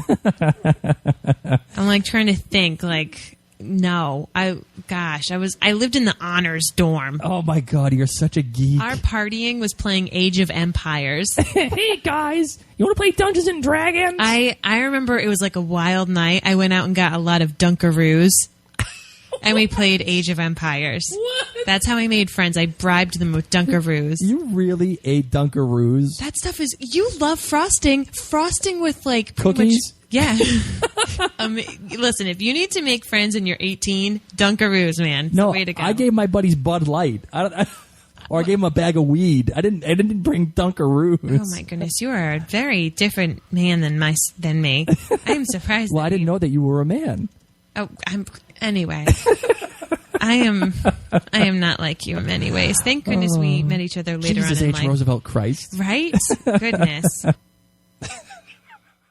Tarum3469 is saying Dunkaroos with a question mark. I hope that doesn't mean that she's never had Dunkaroos before. Guys, Dunkaroos are so stinking good. They're amazing. They're literally cookies with frosting packets. You know how they have those apple packets at the supermarket with like caramel, or they might have carrots with a side of ranch in their individual servings? Mm-hmm. It's like that, but cookies and frosting. Teddy said she never had them either. Teddy, you need to go on Amazon and get yourself some Dunkaroos. Oh, no, I bet you they still serve it at the supermarket, don't they? I don't know. Or has it just been like declared too unhealthy? It probably is way too unhealthy because parents probably bought them thinking that they were healthy snacks for their kids. Nope. Oh my gosh, so many people haven't had Dunkaroos. Guys, if you haven't had Dunkaroos, you can makeshift it. You just need to get graham crackers? No. Oh no, Teddy Grahams. Teddy Grahams. You need to get the regular Teddy Grahams, and then you just need to get a tub of frosting. Yeah, like the Betty Crocker frosting. Yeah, the soft kind. And then Yeah. you just dip the teddy bears into the frosting. And that, my friend, is Dunkaroos. That's what it tastes like. Oh, maybe it was just like a New England thing. I don't know. Lila Fraser said that she lives in Slovakia. She doesn't know if she can get them. Lila, if you just get cookies And frosting. that's what it tastes like. And it's amazing. Oh, I feel like nobody's had them in this chat room. I am so sad for everyone. Get yourself cookies and frosting and have yourself a good old time. Pretend you're partying with me in college. Now, when Mary was pregnant, she may or may not have used cookies and frosting a lot. She may or may not have eaten it. What cookies would I use? The Teddy Grahams, or you'd eat like the what's the other stuff there? The graham crackers. You probably eat graham crackers with the frosting graham all crackers the with time. the frosting. Yeah. And as you had admitted to, it may or may not. And now you admitted this. I'm not saying it. You admitted it. It may or may not have given you a little bit of muffin top. I was pregnant. You were pregnant, of course. That's not muffin top. That's a baby. Well, you're the one who said it, and I'm only going to play the clip right now of when you admitted to it. Is that fair? So I had a baby a little while ago, and my body has not gone back the way I thought it would. You know, muffin top that happens naturally to people? See? Well, then stretch that muffin top out a lot and let it kind of hang. See, Claire's boobs were kind of like my muffin top when I put on my jeans. Just really, really hanging over. Very uncomfortable. It looked like that hurt. But it wasn't even like sexy. Like, No, it was distracting and was. so painful. And it wasn't like there was any boob underneath. Oh, it no. wasn't like this is cleavage. It was like they took every single ounce of boob that Claire had, because she does have rather small, adorable breasts. I'm so happy. You just called They her are. breasts They're adorable. They're not like these big plastic fake things that you see in different movies or shows. They're great, except I feel so bad because they must have just been like, all right, Katrina, scoop every bit up. Like, it must have just been touching rib. If I did that, Oh my God. I was nervous that a nipple was going to come out. I thought it was going to. And I was like, you know what? Yeah, I was literally watching this going, oh my God, they're teasing the boob count. They know about the boob count. And they're teasing me. They tease me all episode. It just looked so painful, and I understand that it's squished, you know, like. But it was part of the style. But I just felt bad because there were a couple of scenes where they were so distracting. That's I all know. I could look at, especially when she was like doing the really shallow upper breathing, and there they were heaving, and they were saying, "Please let me breathe." I know. I was just waiting for a Janet Jackson wardrobe malfunction. Gosh, you know. Where's Justin Timberlake when you need him? Seriously. I just wanted Claire to get in pajamas like myself. I was sitting there being like, girl, I don't even have a bra on. Oh, Okay? my God. You need some pajamas. It was pretty distracting. You talked about Claire's boobs a pretty good amount that episode during the wedding. I totally did. Jillsy A in our live chat said, I bet they have outtakes of nip slips. I would be surprised if they did not. That was a very difficult piece of clothing to wear. They had to fit every ounce of boob into that one little slip. I don't know what it was. Must have worn so much double-sided tape. Oh my God! Like I can't even imagine that. Like that's gotta hurt, right? Oh, Judy Levin said that there was supposed to be a ruffle at the top edge of her gown, but it kept shredding during rehearsals. Wow. Wonder what it was shredding on. Who was touching her bosom? Who kept gnawing at it all the time? Oh, goodness. Well, I wish that they had put a little ruffle there, because rewatching that episode, I'm like listening this time. I was too distracted before. My goodness. Well, the thing that we know that we have in Claire is that she drinks. And she drinks a lot. And, it's one of those things that I think it's a part of Claire.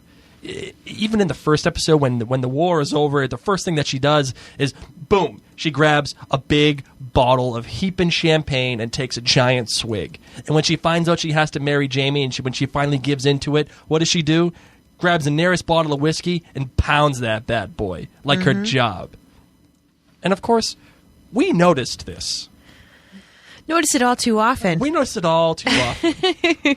And out of nowhere, we created an entire hashtag that people have really taken to. And that hashtag is Sassenach Wasted. She knows that Jamie is probably a very sexually frustrated man at this point. Yeah. So she's just trying to help a brother out, in my opinion. But she's wasted, and she's listening to that beautiful harp. Hammered. Like, I'm surprised you're still even walking. I wonder when Claire's not going to be wasted. Is there a difference between wasted Claire and non-wasted Claire? I don't think that there is, because all she does is Flashback Claire? Yeah.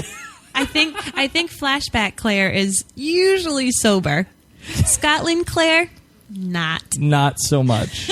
If the only option is disgusting well water or eating horse dung, I would drink that beautiful wine. The Rhenish, why not? Hey, Fine. Maybe they're just waiting for apple season so they can make apple cider, and then she'll just drink a lot of apple cider. It's probably just not in season right now. Well, Jamie finally sees that she is just totally blitzed, and he's like, "Hey, there's like white girl wasted. Oh yeah. She's English girl wasted. We should call it like Sassenach girl wasted. Sassenach Wasted. That's what we're going to call it. There we go. It was a masterpiece. It just came out of nowhere. And it's such a great big deal that Diana actually tweeted, like, what is this Sassenach Wasted? And a bunch of our listeners were like, Marion Blake from Outlander Cast made it up. And she was like, I don't get it. And they wrote to her saying, because Claire's always drinking. Literally, like, always drinking and making poor choices. I don't think Diana was a big fan of that hashtag. You know what Claire needed? She needed to be part of the DARE program. DARE? Yeah. Oh, DARE to stay away from drugs? Stay away from drugs and alcohol. She needed her DARE t-shirt. She's just looking for some Aquafina.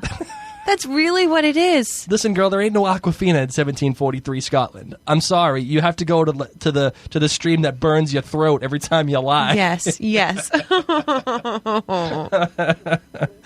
Hey, what do you want? What do you want from me? All right, we started Sassenach Wasted, and by the way, you can get Sassenach Wasted t-shirts at at the outlandercast.com, at the Marion Blake store. By the way, it's like our most popular item at the Marion Blake store. I can't tell you how many of these things we've sold. It's fantastic. Oh my gosh, it really is. And when people send us pictures, like Peggy sent us a picture the other day of her wearing her Sassenach Wasted shirt. So guys, if you happen to have a Sassenach Wasted shirt or an Outlander Cast shirt, please take a picture and send it to us. Even do it right now, this very second. We'd love to do it. Put it on Twitter or Facebook, and we will totally put it up there to make sure everybody sees it. That would be fantastic of you guys. I love those pictures. I know, me too. It just makes me feel good about myself. And it makes me feel like we're actually legitimate in saying the Sassenach Wasted. Oh, heck yeah. People love it. And if Diana didn't get it, she will one day. One day she Maybe will. she's just never heard of the white girl wasted. No, I don't think that she has. So one day she'll get it.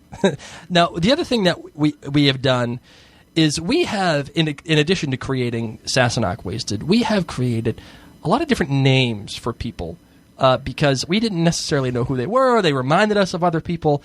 And I think probably the most famous one that we've created was the Plastics. The Beethoven wig party, you mean? Okay, Claire goes up, and it is literally like people went on to Oriental Trading. You know that website where you can buy like really cheap party things? Yes. And everyone just went crazy and bought 1 million Beethoven wigs. Listen. Beethoven wigs for everybody. You know when you go to a white party on like a cruise and everyone has to wear white? All these guys had to wear white wigs. And it was all-you-can-eat buffet. That was like the a cruise style ship. then. This was the 1743 cruise ship, all right? White wig party and all-you-can-eat buffet of venison that Captain Lord Farquaad, a.k.a. Sir Oliver Thomas. But Oh, is that what we're calling him now? Okay, you know the movie Shrek? Oh, yeah. I love Shrek. Lord Farquaad. That's what this guy was. I couldn't take him seriously at all. Oh, Lord Farquaad. Farquaad, though, he thinks, first of all, he thinks he's the king of the castle because all of these guys are his minions. King of the castle. They follow anything he said. It reminded me of that movie Mean Girls with Lindsay Lohan, where all the girls follow the popular girl around. So if you're telling a joke and you're popular, I'm going to laugh. And all of these guys at the table, what were those girls called? The Plastics. The Plastics. All of these guys sitting at the table with Lord Farquaad. We have to call them the plastics from now on. We are. All the Beethoven wearing wig guys.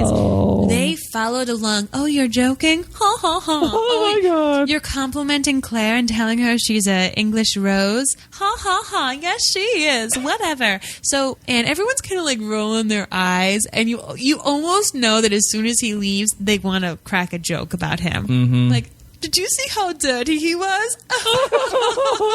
He obviously doesn't know how to read maps. Whatever. I could listen to that clip all day. I know that scene wasn't in the books, and I just wish that they would find more reasons to put Lord Farquaad back in. Because I hope he comes back. Him and all the Plastics. I just want, just so that we can make Lord Farquaad references like every other episode. Simply just because I want to make fun of that dude. for the rest of the show. Oh my goodness. Peggy is actually telling us that we have to tell Diana about the Plastics and Lord Farquaad. Oh, She'd love it. I would love to, but maybe she wouldn't get it. Like we should just send her that. We should just send her that little clip. Guys, you should actually just send her. Please, if you get a chance, when you get the iTunes download, just download it and send it to Diana Gabaldon. I think that'd be a great idea. What do you think? You think that's a good idea? I hope so. I hope she gets this, even though she didn't get Sassenach Wasted. The other thing that what we've done is, well, let's say this. I bought Mary Claire's infinity scarf for Christmas. The cowl. She was wicked happy about it. She loved it. I love it. And actually, it was our sponsor, one of our sponsors on our website, Knit Play Love, that actually sent it to me. I bought it. They sent it over, and it was great. And if you get a chance, go on our web. You're probably on our website right now. Take a look at Knit Play Love. Be good to our sponsors, including Dawn at Tag Your It. The only problem was, while it was great that they sent it to me, I felt like I needed a Zappos to get it the next day. Free shipping? Free shipping. I wanted free shipping. I wanted it the next day. I felt like I needed it because I waited a little too long to get the presents all taken care of for Christmas. Per usual. Per usual, of course. Blake came up to me Christmas morning and he was like, just so you know, most of your presents aren't here. I don't know when they're going to come here. Maybe in like January. And I'm like, okay, Blake. All right. Yeah, thank you. Merry Christmas. Hopefully it'll come within the 12 days of Christmas. Well, the thing that what we had done was, what I had said at least, was I recognized that Galus's shoes, the red shoes, the famous red shoes, I knew I wanted to get those for Mary. And Mary had realized, maybe we can get them at Zappos.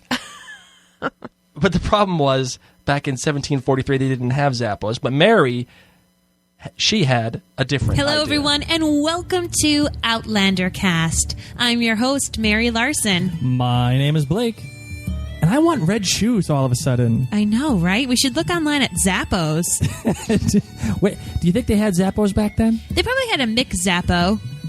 What? Like the shoemaking family, the McZappos. You call them up, and they'll be over in an hour. At least next day.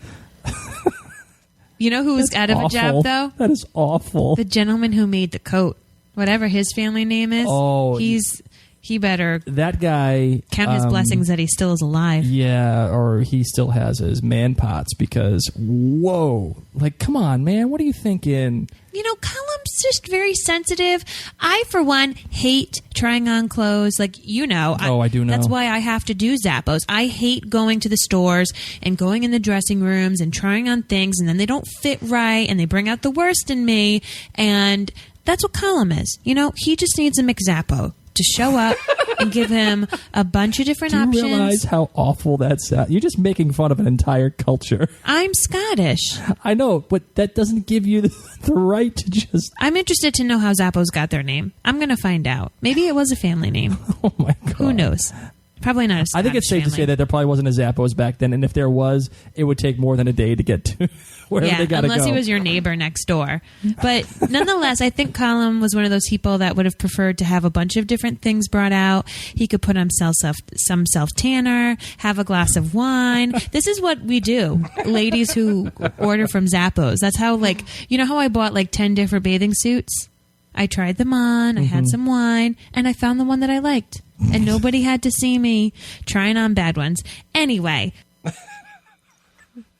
How can you just make fun of an entire culture like that? Oh, I wasn't making fun of them. I was just saying that he would probably like options. Who wouldn't want options? Oh, everybody wants options, including you, by the way. Oh, good Lord. Oh, my yes. God, the amount of money we spend in one Zappos shop is like, it's disgusting. I send 99% of it back. Especially like bathing suits. When you try on bathing suits, you want to do it in the comfort of your own home with a glass of wine, a little bit of dark lighting. You want to make sure you have some self-tanner on, and then I can just try it on. I can try it on, and if I don't feel good about myself, it's not like I'm in some awkward changing booth. I just put it right back in that box, and I say, see you later, Zappos. Please tell me, can anybody in the chat room tell me if anybody else actually does this? Or is it just unique to my beautiful wife that's sitting right across the street from me here? Is there anybody else that actually does that? I'll let you know. Yeah, I'll let you know. okay. That's the whole point of Zappos. Try things on in the convenience of your house. You don't get the discounted prices. Mm-hmm. But you get to try them on. They get shipped to you within a day or so, and then you can ship them back for free. So if you like a pair of shoes and you ordered 10, you just keep that one pair of shoes and you send the other 9 back. Instead of getting a discount, you just pay the real price. But, you know, you got to try them out with all your outfits, because that's the other thing that stinks. See, you're going out and you're like, I really need a pair of shoes for a dress, and the heel height kind of matters. Well, you don't have your dress with you when you're out at DSW. Okay, you're like, how big is this? Do I have a ruler? I don't know how these heels fit. Well, you could bring the dress if you really wanted to. But once again, how awkward would that be? That's not my problem. That's why I order from Zappos. See, does anybody actually do this? Some of them do. Lila's mom does. Teddy says she never has. But well, she never ate Dunkaroos either. So. Gosh, sorry, Teddy, I love you. I know. Teddy is missing out. Oh, Jilzy A said that she's ordered bathing suits from online. If you order from Kohl's, you can get the cheap prices. Ooh. Maybe I'll try that. I know. Sorry, my cat, Sassenach, as a matter of fact, is climbing all over me. So if you hear his bell, that's what's happening right now. And before we get into the next little bit, I just wanted to say thank you guys so much for dealing with our son Reese and his little squeals throughout the show. He's not a good sleeper. He is Godzilla. He really is. All he does is just trounce through this brand new house and just knock things over and scream and stomp on stuff and eat. That's all he does. That's true, yeah. and he likes to hug. He does like to hug. He loves to hug. His favorite new thing right now is family hugs. He'll grab Mary's shoulder, and then he'll grab my shoulder, and we'll do a big family hug all together. And it's so freaking cute. It melts my heart every time. Aww. But he's essentially Godzilla. And throughout all of 2014, you did hear his squeals, and you guys were so patient with that, and you were so warm and welcoming about it, saying that it made the podcast a lot more listenable and feel like it was family oriented, and it was warm. And I just wanted to say thank you guys so much for that, because you guys, again, you're the best listeners, and it wouldn't be anything without you. You know what I mean? Mm-hmm. In that light, the one thing, like I've already said, is that you cannot call Mary and I professional. We have some screw ups, and we've gone over them so far a lot in this podcast. But one of them was the final episode of the season, and it was regarding the tweet of the season. And I was so proud and so happy to get the tweet of the season out, because it's a big honor, and we really put a lot of work into paid a lot of attention to it. And Mary just couldn't keep herself contained. Paul at Haunt 1013, congratulations on being this season's Up. Really? My phone thinks I'm still walking from an hour ago. It's talking I'm to just going me. to keep that in. It's saying that I've walked 2 miles. So, Paul, Mary ruined your tweet of the season. I'm so sorry. So you know what, Paul? Congratulations on being this season's tweet of the season. Wow, this is a total crap show. This whole podcast. It started off bad. We're ending badly. It's because I've been so sick. If we have any more fans after this podcast, I will be surprised. I'll be thankful. All right, what do you say we close out the show, kid? Yeah. I love podcasting. I do. I just feel very pukey. This is the worst episode of Outlander Cast we've ever done. Okay, just wrap it up. All right, let's do it. That was before we could announce to everybody that Mary was pregnant with our daughter, by the way. Yay. And, you know, we took a little bit of a hiatus, and Mary was recovering, and it was just a giant, like I said, crap show. That entire episode, it was a giant crap show. Oh, it was. But Marquis says, love the bloopers. Show is made by real people for real people. That's exactly right. And that's, you know, one of the things that we really appreciate, and one of the things that we really love having is, you know, we get together with you guys, like I've said this a bunch of times, and it's for you guys, it's with you guys, and we're normal people, and we make mess ups, and what we want, the most important thing to us is for you to feel like after you watch the show, it's like going to the pub or going to your best friend's house and discussing the show. And yeah, some of the things we say are kind of smart. A lot of the things we say are kind of stupid, and there's a lot of in between. Mm-hmm. And we may not give the very important, serious breakdown that the story may deserve, but we have fun with the material. And in the meantime, we intend on being informative the best that we can. So I think that is the epitome of having a good relationship with either the podcaster or the show itself. I don't know. What do you think, kiddo? I'm distracted. Sassenach is trying to eat my chicken. So, yes. You know what? There we go. There's the professionalism. Real thing again. guys. I'm real. Get away from my chicken. And the last bit that I'm going to play for you guys, there's one thing that you can tell me, or that you can say about me. It's that not only do I love podcasting, but I love my wife, no matter what. Oh, thank you. In any stretch of any road, up or down, she is my partner. She is my partner in podcasting. She's my partner in life. She's my partner in crime. She is my rock. And I love her more than anything else on this planet. And that's the most important, one of the most important things I want to get across to you guys as we're podcasting, because like I said, without you, this doesn't happen, but without my wife, this doesn't happen at all. And she is the driving force behind it all. And she's the one who makes it fun. She's the one who drives me to do all the things that I do in my life. And I think during the wedding, I talked about this, and well, I'm just going to let it speak for itself. You knew that you wanted to marry me, you said, right away from the first night. So and this is the honest to God truth, and I'm not being sappy about it. I met Mary, and I'm actually getting emotional thinking about it. No, it's the truth. I met Mary, and it was it was really love at first sight. It really was. It's cheesy, and I know all of you are sitting there saying, Blake, he pissed everybody off about Justin Bieber, so now he's going to get all emotional. Like, that's not the case. I fell in love with my wife pretty instantly, and I knew within, I'd say, the first month that was it. My life was over as I knew it. And, likewise. And I was getting married. And that's the truth. Oh, That's the real truth. you want to know what I've been writing about? What's that? How I want to eat Dunkaroos and how you're being so romantic and so sweet.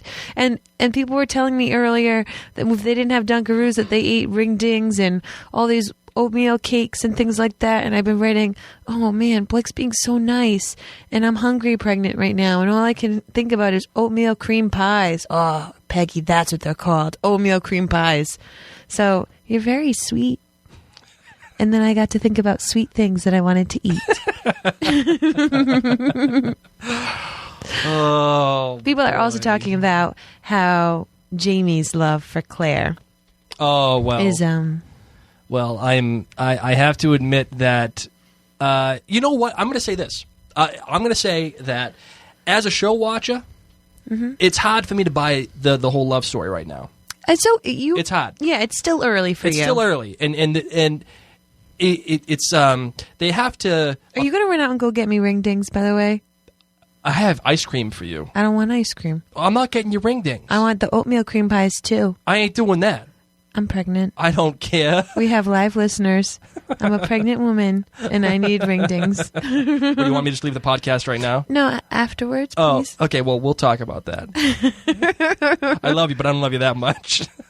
Jill Z.A. is saying, go to CVS, Blake, because I told him that's where you ended up buying my Christmas presents because none of them came in the mail in time. I did buy some of the Christmas presents. I know you did. Hey, the boots that you're wearing right now, I think. Nope. No, those are the these Uggs are that real I bought. Sorry, the Uggs that I bought you. Oh my God. Actually, you know what? I missed one last bit that I'm going to play. Oh, okay. And this, again, it plays into Mary and I's relationship. And I love my wife, obviously. I just talked about it. But we have a lot of fun, too. And I think, again, I'll let this one speak for itself. Rita on Instagram said her favorite scene was Jamie telling Claire that she doesn't need to be scared of him. Least, what is this?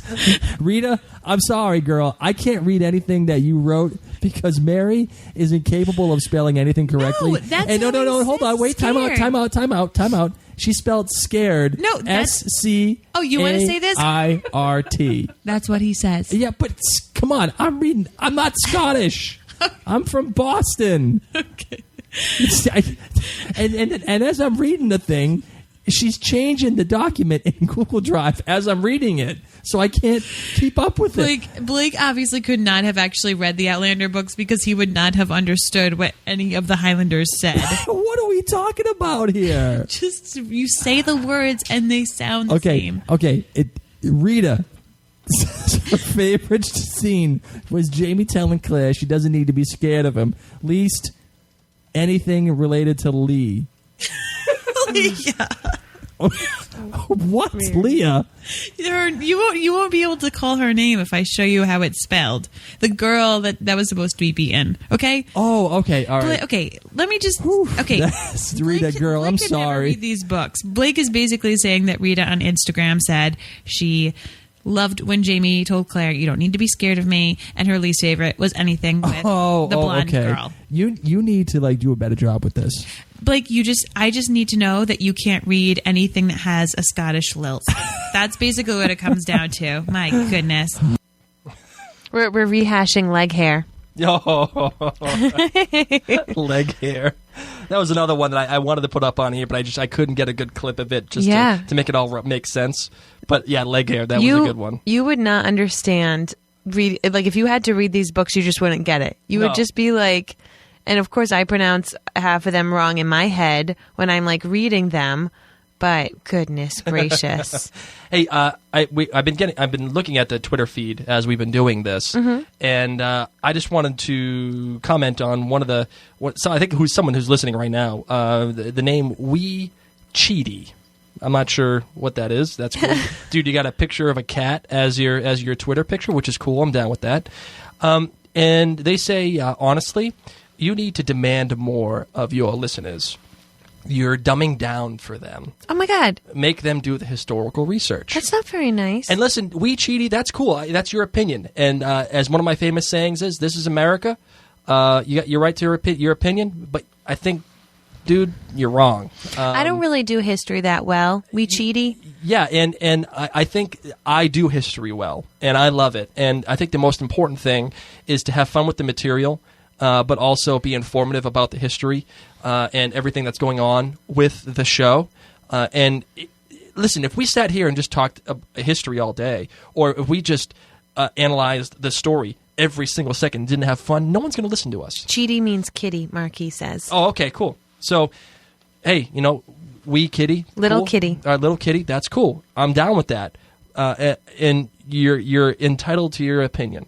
But we're here to have fun, too. And obviously you kind of like us because you're listening to us. So I can't deny that fact. Well, you just need to know that whatever history I know from books, and I still get confused. So sometimes, even like when Blake and I go to historical places here in New England, I'm like, Blake, can you just summarize this for me and explain it to me, and I'm going to make up funny nicknames?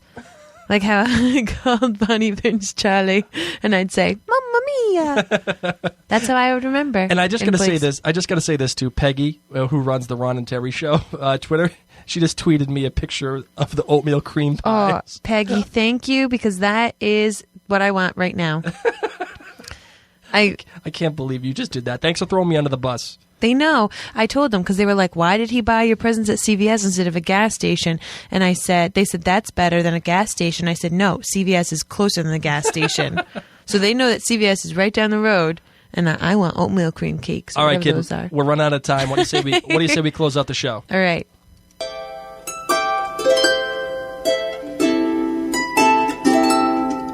Thank you all so very, very much for listening. Again, this episode of Outlander Cast is brought to you by the Tag Your It Etsy shop. Whether it's an Outlander-inspired piece of jewelry for your favorite Sassenach or just an original jewelry creation designed by Dawn, the owner, you can find something there for anyone. So please, take the time to visit Dawn. Her website is www.tagyourit.biz. Tag your mama, tag your pet, tag your it, whatever it is.